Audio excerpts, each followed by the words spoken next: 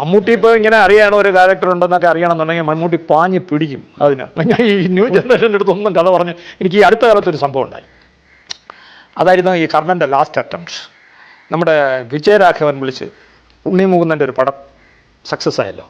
അപ്പോൾ ഉണ്ണി മുകുന്ദനെ വിളിച്ച് പറഞ്ഞു, ഒരു സ്ക്രിപ്റ്റ് ഇരിപ്പുണ്ട്, ഞാൻ ക്യാപ്റ്റാണ്, ഈ പടം വന്നപ്പോഴാണ്, കാരണം മഴയപ്പോഴാണ് ഇപ്പം അടുത്ത പടം അതേ ചെയ്യാവൂ, ആ പടം ഇന്നാലും ഉണ്ട് സ്ക്രിപ്റ്റ് എന്നായിട്ട് പറഞ്ഞു. എനിക്ക് കുറച്ച് കഴിഞ്ഞപ്പോൾ ഒരു ഫോൺ വന്നു ഉണ്ണി മുകുന്ദൻ്റെ, ചേട്ടാ ഇങ്ങനെ വിജയരാഘവൻ ചേട്ടൻ പറഞ്ഞു. ആ ഉണ്ട്, എങ്ങനെയാണ് ചേട്ടാ നമുക്കൊന്ന് വായിച്ച്.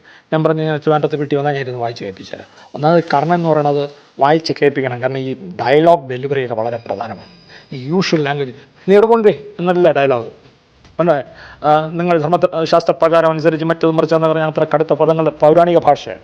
അപ്പോൾ അതൊക്കെ ആരോഹണം അവരോഹണം താളമൊക്കെ ഇട്ടിട്ട് ഈ ക്ലാസിക്കൽ ആക്ടിങ്ങിനൊക്കെ പറ്റിയ വിധത്തിലുള്ള മൂവ്മെൻറ്റ്സിലൊക്കെ പറഞ്ഞു തീർക്കേണ്ടതൊക്കെയാണ്. അപ്പോൾ അത് നമ്മൾ ഒരാളിനെ കേൾപ്പിക്കുമ്പോൾ ആ താളത്തിൽ വായിച്ചു കൊടുത്തിരുന്നാലേ അതിൻ്റെ പവർ മനസ്സിലാകും.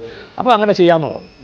അങ്ങനെ ചെയ്യാമെന്ന് പറഞ്ഞാൽ കുറേ കഴിഞ്ഞപ്പോൾ അയാൾ ട്രിവാൻഡ്രത്ത് ഞാൻ വരുമ്പോൾ ചേട്ടൻ വിളിച്ചാണ്. ഓക്കെ അങ്ങനെ അയാൾ ട്രിവാൻഡ്രത്തൊന്ന് ഞാൻ വിളിച്ചു. ഇവിടെ ഞാൻ ഈ പടത്തിൻ്റെ പ്രൊമോഷനായിട്ട് ഓടിയാണെങ്കിൽ വളരെ ബിസിയാണ്, എനിക്ക് ഇപ്പോൾ അങ്ങോട്ട് വരാൻ പറ്റില്ല, അതുകൊണ്ട് ഞാൻ ഒരാളെ ഞാൻ സ്ക്രിപ്റ്റിങ് കൊടുത്തയക്കും അങ്ങോട്ട്. ആരെയും പേര് പറയുന്നില്ല, എത്ര വലിയ നടനായിരുന്നാലും അങ്ങനെ പറഞ്ഞിട്ടില്ല ഇതുവരെ.